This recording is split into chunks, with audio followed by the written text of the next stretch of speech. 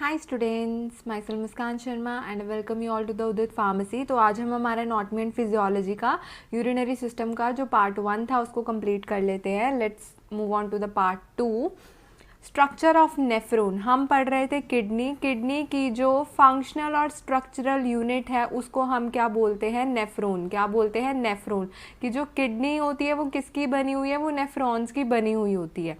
ठीक है। The kidney is compose of about 1 million of functional units जिनको हम नेफ्रॉन बोलते हैं। एक किडनी में अराउंड 1 मिलियन नेफ्रॉन्स प्रेजेंट होते हैं। ठीक है। The structure of nephron consist of 2 main parts. 2 main part का बना हुआ होता है हमारा नेफ्रॉन।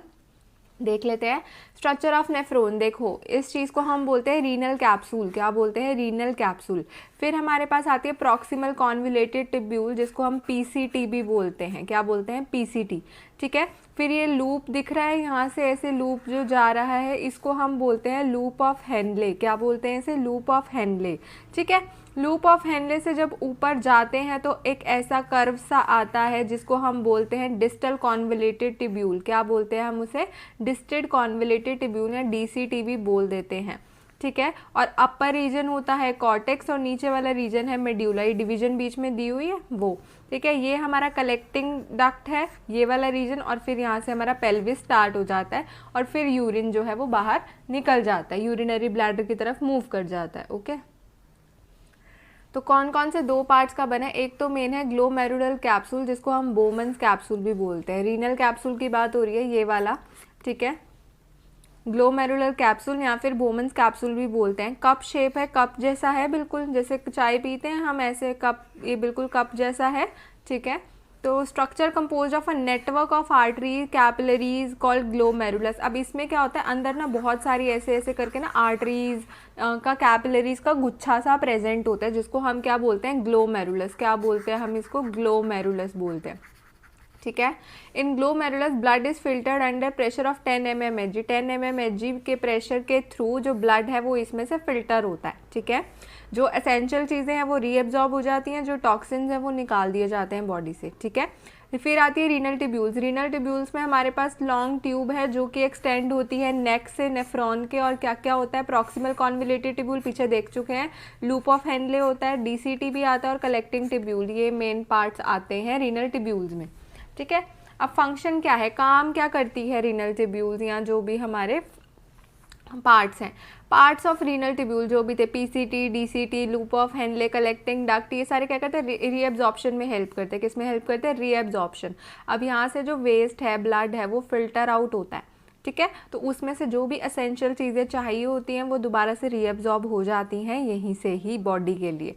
ठीक है। And secretion of substances during formation of urine. और यूरिन बनता है और वो चीज़ें जो बॉडी को नहीं चाहिए, जैसे यूरिया नहीं चाहिए, क्रिएटिनिन नहीं चाहिए, तो उनको क्या करते हैं? निकाल देती है बॉडी। ठीक है। Renal artery and renal veins are supplying and collecting blood vessels through the renal tubules. अब रीनल आर्टरीज भी यहाँ पे सप्लाई कर रही है और रीनल वेन्स भी सप्लाई कर रही हैं। ठीक है। कहाँ को? रीनल ट्यूब्यूल्स को। ओके। फिर है urine formation mechanism, stages of urine formation. ठीक है। कि कैसे यूरिन बनता है, कैसे उसको वो फॉर्म होता है, किन किन स्टेजेस से वो गुजरता है, तो अब हम ये पढ़ते हैं। Formation of urine involve 3 main stages. कितनी? 3 मेन स्टेजेस होती हैं, जिसमें से फर्स्ट हमारी कौन सी है? Ultra filtration. कौन सी है? अल्ट्रा फिल्ट्रेशन, जिसको हम ग्लोमेरुलर फिल्ट्रेशन भी बोलते हैं। ठीक है। The filtration of blood, filter होना ब्लड का, साफ होना ब्लड का, छनना ब्लड का। ठीक है। प्रेशर में, उसे हम क्या बोलते हैं? Ultra filtration. क्या बोलते हैं उसको? हम अल्ट्रा फिल्ट्रेशन बोलते हैं। ठीक है। It occurs in glomerulus. Glomerulus में होता है, हमने पीछे बोमन्स कैप्सूल देखा था, उसके अंदर जो आर्टरीज वगैरह के गुच्छे थे उनको हमने क्या बोला था? ग्लोमेरुलस बोला था। ठीक है। तभी हम इसको बोलते हैं ग्लोमेरुलर फिल्ट्रेशन, क्योंकि ये होता उसी में ही है। ओके।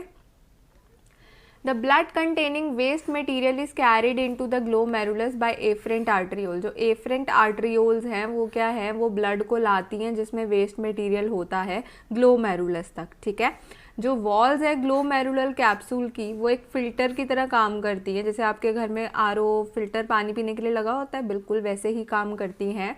और जो ब्लड है वो कितने प्रेशर के अंडर, 10 mm Hg प्रेशर के अंडर वो वहाँ से फिल्टर होता है, ठीक है। About 125 ml of blood is filtered out पर मिनट कितना ब्लड हमारा फिल्टर होता है, 125 ml ब्लड हमारा उसमें से फिल्टर होता है, ठीक है।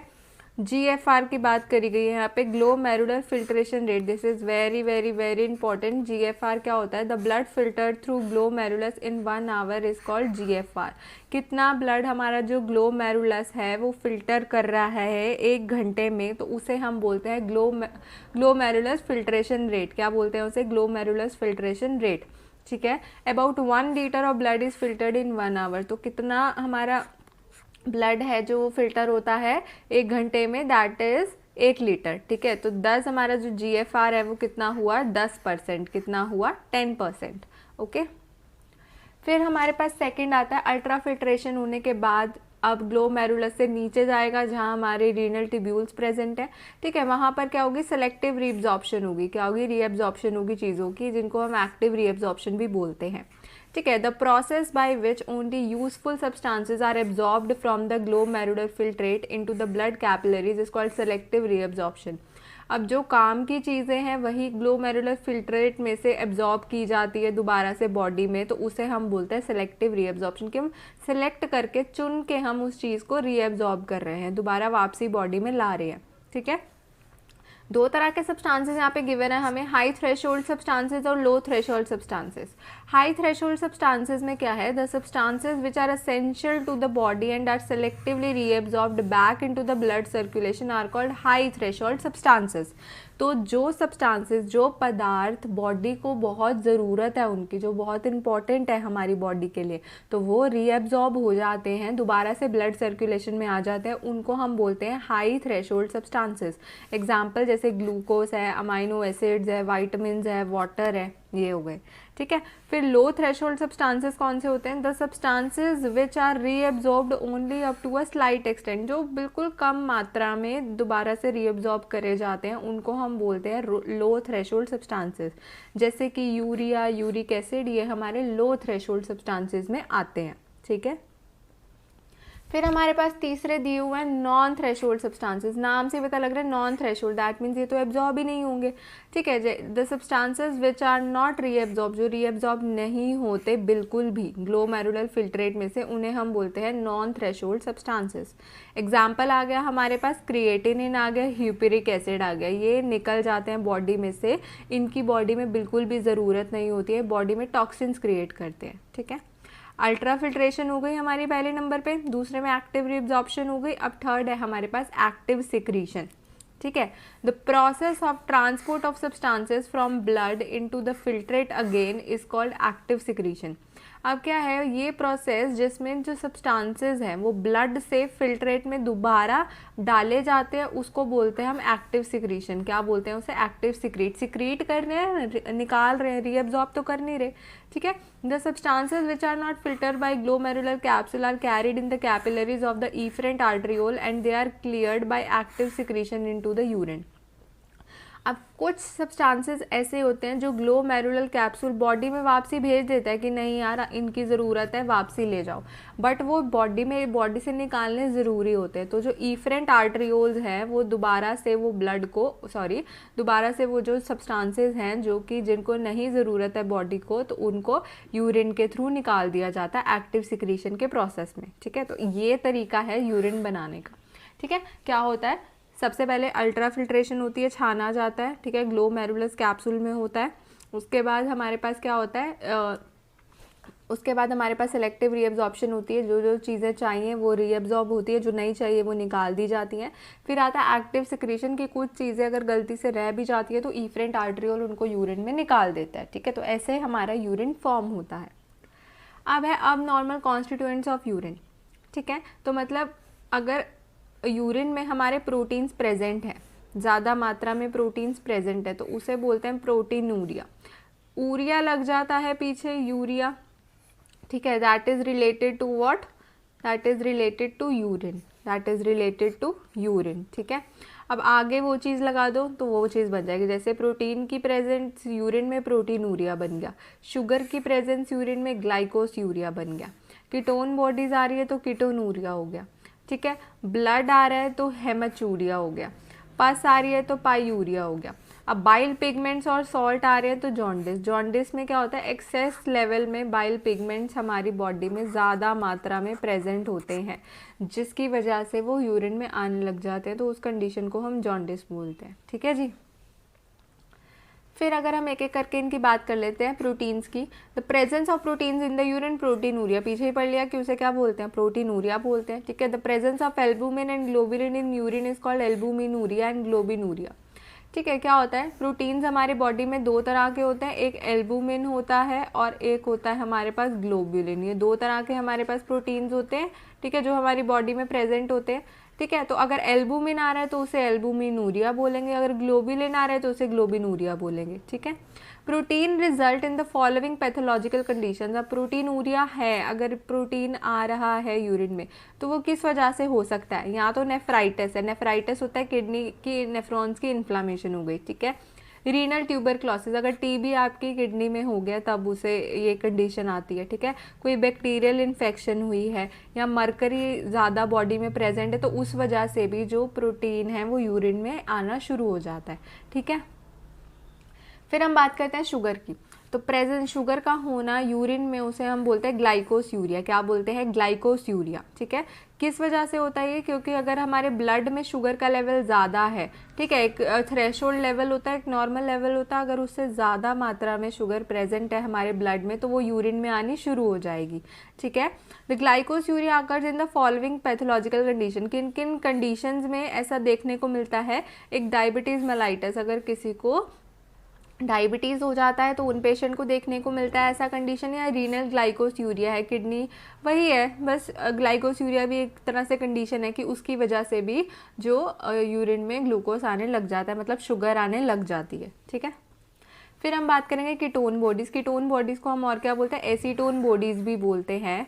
ठीक है। When ketone bodies appear in the urine, जब यूरिन में कीटोन बॉडीज़ आ रही हैं तो उसे हम बोलते हैं कीटोनूरिया। क्या बोलते हैं उसे हम, कीटोनूरिया।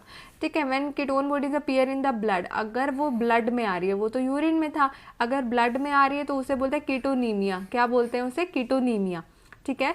दस ketosis is a process in which ketonemia and ketonuria occur. और कीटोसिस एक ऐसा प्रोसेस है, मतलब हम सिंपली कह सकते हैं कि कीटोसिस एक ऐसा प्रोसेस है that is equal to ketonuria plus ketonemia, दोनों को प्लस करके कीटोसिस बोल देते हैं। ठीक है। अगर ब्लड में भी कीटोन बॉडीज़ हैं और अगर आपके यूरिन में भी फॉर्म हो रही है तो उस कंडीशन को हम बोलते हैं कीटोसिस। ठीक है। Thus acetone and acetoacetic acid and hydroxy butyric acid are described as ketone bodies. और कीटोन बॉडीज होती क्या है, एसीटोन को बोलते हैं, एसिटोएसिटिक एसिड को बोलते हैं, हाइड्रोक्सी ब्यूटेरिक एसिड, इनको कंबाइनली हम क्या बोल देते हैं, कीटोन बॉडीज या एसीटोन बॉडीज भी बोल देते हैं। ठीक है। कीटोनूरिया अकर्स इन द, किन किन कंडीशन में कीटोनूरिया होता है, अगर कार्बोहाइड्रेट स्टारवेशन, आप बहुत टाइम से भूखे हो, आपको कुछ कार्बोहाइड्रेट खाने को नहीं मिल रहा, तब ये होने लग जाता है। क्योंकि तब क्या होता है, जब आप बहुत टाइम से भूखे होते हो तो आपका जितना भी फैट बॉडी में स्टोर होता है वो ब्रेक डाउन होना शुरू हो जाता है। क्या हो जाता है, उसकी ब्रेक डाउन शुरू हो जाती है। तो जब ब्रेक डाउन होती है फैट की तो वो क्या निकालती है, कीटोन बॉडीज निकालती है। क्या निकालती है, कीटोन बॉडीज, और फिर वो जो यूरिन में प्रेजेंट होती है। ठीक है। प्रेगनेंसी के कंडीशन में भी कीटोन बॉडीज़ निकल सकती है यूरिन में, और अगर एनेस्थीसिया दिया हो किसी को कोई सर्जरी वगैरह के लिए तो भी निकल सकती है। ओके। फिर है हमारे पास bile pigments and salts. When bile appears in the urine, जब यूरिन में बाइल आने लग जाता है उसे हम बोलते हैं जॉन्डिस। क्या बोलते हैं उसे, जॉन्डिस, पीछे पढ़ चुके हैं। सोडियम ग्लाइकोकोलेट एंड सोडियम टोरोकोलेट ये हमारे बाइल सॉल्ट्स होते हैं, और बिलीरुबिन और बिलीवर्डिन ये हमारे बाइल पिगमेंट्स होते हैं। जो हमारा लिवर है वो बाइल को प्रोड्यूस करता है। बाइल हमारा 2-3 चीज़ों से बना है, एक तो बाइल सॉल्ट से बना है, बाइल पिगमेंट से बना है। बाइल सॉल्ट्स में आ जाते हैं सोडियम ग्लाइकोकोलेट एंड सोडियम टोरोकोलेट। ठीक है। और बाइल पिगमेंट्स में आ जाते हैं बिलीरुबिन और बिलीवर्डिन। ठीक है। डिफेक्टिव लीवर फंक्शन के कंडीशन में क्या होता है, बाइल यूरिन में अपीयर होने लग जाता है, वो एक्सेसिवली लीवर बनाई जा रहा है, तो जिसकी वजह से वो यूरिन में आना शुरू हो जाता है। ठीक है। और यूरिन का जो कलर है वो ग्रीनिश येलो या ग्रीनिश ब्राउन हो जाता है। क्यों, क्योंकि ये जो बाइल पिगमेंट्स हैं इनमें कलर क्या हो जाता है, थोड़ा ग्रीनिश अपीयरेंस देने लग जाता है। ठीक है। Bile pigments appear in all types of jaundice. हर तरह के जॉन्डिस में बाइल पिगमेंट्स ज़्यादा बॉडी में प्रेजेंट होती है, चाहे हीमोलिटिक जॉन्डिस हो, चाहे सेल ब्रेकडाउन वजह हीमोलिटिक होता है। हीमोलिटिक, लाइटिक हो गया ब्रेकडाउन, हीमो मतलब सेल्स की, तो सेल की अगर ब्लड की ब्रेकडाउन मतलब आरबीसीज की ब्रेकडाउन हो रही है तो उससे जॉन्डिस हो रहा है, तब भी उसमें बाइल पिगमेंट प्रेजेंट हो गए। अगर ऑब्स्ट्रक्शन आ गई है, निकल नहीं पा रहा है, एक्सक्रीशन नहीं हो पा रही है, तब भी होगा। और अगर टॉक्सिक जॉन्डिस है तब भी वो प्रेजेंट होंगे। ठीक है, अगर मैं बात करूँ ब्लड की, ठीक है, when blood appears in the urine, अगर यूरिन में ब्लड आ रहा है तो उस कंडीशन को बोलते हैं हेमाचूरिया। क्या बोलते हैं उस कंडीशन को हम? हेमाचूरिया। ठीक है, in haemoglobinuria the only haemoglobin pigment is found in the urine. अगर हम सिर्फ हीमोग्लोबिनूरिया की बात कर रहे हैं तो सिर्फ हीमोग्लोबिन आ रहा है, हीमोग्लोबिन पिगमेंट आ रहा है यूरिन में, ना कि पूरा का पूरा ब्लड। अगर पूरा ब्लड आ रहा है that is what we call it as haematuria. ठीक है, कौन कौन सी कंडीशंस में ऐसा होता है? ड्यू टू किडनी लीजन्स, अगर किडनी में कोई लीजन्स हैं आपके तब होता है। ठीक है, एंटेरिक फीवर हुआ है, मलेरिया हुआ है, हीमोलिटिक पॉइजनिंग हुई है, ठीक है, या स्नेक विनोम है, ठीक है, जिसकी वजह से सेल में ब्रेकडाउन हो रही है और हीमोग्लोबिन हमारा यूरिन में आ रहा है, तो ऐसी कंडीशंस हैं जिनकी वजह से जो ब्लड है वो यूरिन में आ जाता है। ओके, फिर बात करेंगे हम पस की। द प्रेजेंस ऑफ पस इन द यूरिन, इसे पायूरिया बोलते हैं, पीछे पढ़ चुके हैं हम। किस वजह से होता है? अगर यूरिनरी ब्लैडर की इन्फ्लामेशन हो गई है, जहाँ पे यूरिन कैरी होता है वहाँ पर जो टेम्परेरी स्टोरेज की तरह एक्ट करता है, अगर उसकी इन्फ्लामेशन होगी है तो भी पायूरिया हो सकता है। यूरेथ्रा की होगी है तब भी हो सकता है, या पेल्विस रीजन की होगी है किडनी की, तब भी पस निकल सकती है। ओके, फिर है हमारे पास characteristic and composition of normal urine के। अगर नॉर्मल यूरिन है तो उसके क्या करेक्टरिस्टिक है और क्या कॉम्पोजिशन है, किस किस का मिलके बना है और क्या नेचर है उसकी। करेक्टरिस्टिक की बात कर लेंगे हम इधर। फर्स्टली का urine is amber in colour, जो यूरिन का कलर होता है वो एम्बर मतलब लाइट येलो होता है। कैसा होता है? लाइट येलो कलर का होता है, पेल सा होता है नॉर्मल यूरिन। ठीक है, स्पेसिफिक ग्रेविटी की बात करें यूरिन को तो इट इज़ 1.020 टू 1.030 इसकी स्पेसिफिक ग्रेविटी होती है। ठीक है, urine is acidic in nature, urine जो होता है वो स्लाइटली एसिडिक होता है। 6 pH होता है इसका, 7 pH न्यूट्रल होता है। ठीक है, अगर 7 से कम हो तो क्या हो जाता है? 7 से कम हो तो एसिडिक कहलाता है। तो यूरिन हमारा स्लाइटली एसिडिक है नेचर में। ठीक है, जो हेल्दी एडल्ट है वो पास करता है कितना? 1000 से 1500 ml यूरिन पर डे, मतलब अराउंड 1 लीटर से 1.5 लीटर तक यूरिन प्रोड्यूस होता है नॉर्मल ह्यूमन बीइंग में। ठीक है, कंपोजिशन ऑफ यूरिन, अब किस किस का मिलके बना हुआ है? इसमें 96% तो वाटर है। 100% अगर यूरिन है तो उसमें 96% क्या है? वाटर है। यूरिया उसमें 2% है। Uric acid, chlorides, creatinine, phosphates, ammonia, sulphate, sodium, potassium, oxalate, glucose, oxalic acid, बाकी 1-आधा% जो बचा है वो सारे ये प्रेजेंट होते हैं कॉन्स्टिट्यूएंट्स। जबकि मेजॉरिटी किस चीज़ की होती है? मेजॉरिटी किस चीज़ की है? वाटर की है। 96% वो वाटर का बना हुआ है। ओके, अब हम पढ़ेंगे डिसऑर्डर्स ऑफ यूरिनरी सिस्टम। ये हमारा आज का लास्ट टॉपिक है कि क्या क्या बीमारियां होती है यूरिनरी सिस्टम की। सबसे पहली गिवन है हमें एन्यूरिया। क्या गिवन है? एन्यूरिया। तो एन्यूरिया क्या होता है? एब्सेंस। यूरिया बता चुके, यूरिन, और एन होता है एब्सेंस। तो एब्सेंस ऑफ यूरिन, यूरिन जब आ ही नहीं रहा होता है, कम्प्लीटली सप्रेस हो गया, रुक गया है यूरिन, तो उस कंडीशन को हम बोलते हैं एन्यूरिया। क्या बोलते हैं? एन्यूरिया। फिर हमारे पास ओलिगूरिया। क्या है? ओलिगूरिया।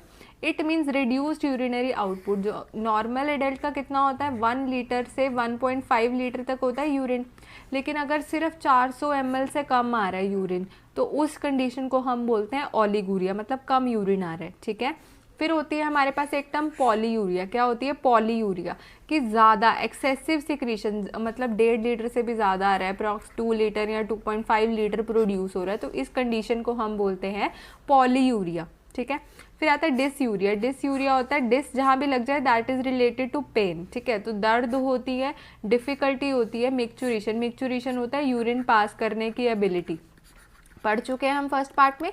ठीक है, तो उस टाइम जब मिक्चुरेशन कर रहे होते हैं तब पेन कॉज होती है, तो उस कंडीशन को हम बोलते हैं डिसयूरिया। क्या बोलते हैं? डिसयूरिया। ठीक है, फिर आती है हमारे पास एक टर्म नेफ्राइटिस। क्या है? नेफ्राइटिस। तो नेफ्रॉन्स की हमारी किडनी बनी है, आइटिस होता है इन्फ्लामेशन, तो inflammation of kidney is known as nephritis. ठीक है, फिर हमारे पास नेक्स्ट है किडनी स्टोन, यूरिनरी कैलकुलस या रीनल कैलकुलाई। इनको हम किडनी स्टोन्स को क्या बोलते हैं? यूरिनरी कैलकुलस भी बोलते हैं, रीनल कैलकुलाई भी बोलते हैं।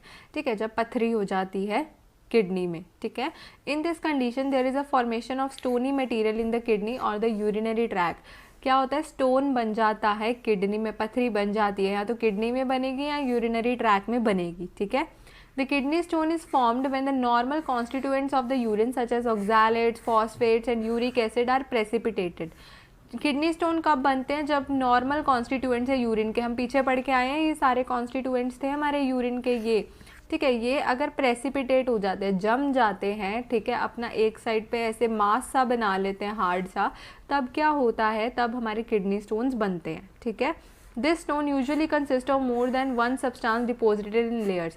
ज़रूरी नहीं है ये सिर्फ जैसे हम कह लें ऑक्सैलेट का बना है, ऐसा नहीं है, एक से ज़्यादा भी सब्सटेंसेस हो सकते हैं, जैसे ग्लूकोज हो गया, ठीक है, एक से ज़्यादा सब्सटेंसेस लेयर्स में प्रेजेंट होते हैं स्टोन के, ठीक है। Mostly the stone formation originates in the collecting tubule. कहाँ शुरू होता है, ये कलेक्टिंग टिब्यूल में स्टार्ट होता है and then passes into pelvis of the kidney where they may increase in size, ठीक है। कहाँ स्टार्ट होता है, हमारा कलेक्टिंग टिब्यूल में। कलेक्टिंग टिब्यूल हमने देखी थी कहाँ है, ये थी ना हमारी कलेक्टिंग टिब्यूल, ठीक है। तो कलेक्टिंग टिब्यूल में स्टार्ट होता है, फिर पेल्विस में पास होता है और वहाँ पे ये इंक्रीज हो जाता है साइज में, क्या हो जाता है, साइज में बढ़ जाता है, ठीक है जी।